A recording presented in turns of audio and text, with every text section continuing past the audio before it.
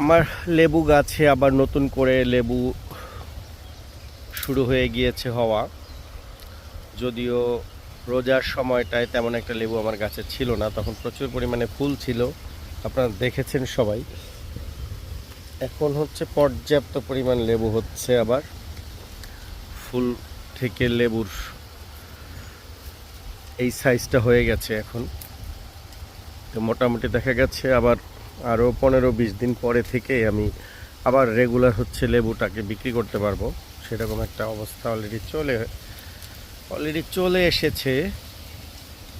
তো যদিও যেইভাবে যত্ন নেওয়ার কথা আসলে আমি সেটা পারছি না। আমাকে ঢাকা টু বাড়ি সবসময় মুভমেন্টের উপরে থাকতে হয়। কৃষি কাজ কখনোই সহজ কোনো কাজ না, এটা একটা খুবই পরিশ্রম এবং ডেডিকেশনের কাজ। প্রত্যেকটা কাজই আসলে পরিশ্রম এবং ডেডিকেশনের, কৃষিও তাই। সো সেই ক্ষেত্রে অবহেলা করে আপনি খুব ভালো ফল পাবেন না, এটাই স্বাভাবিক।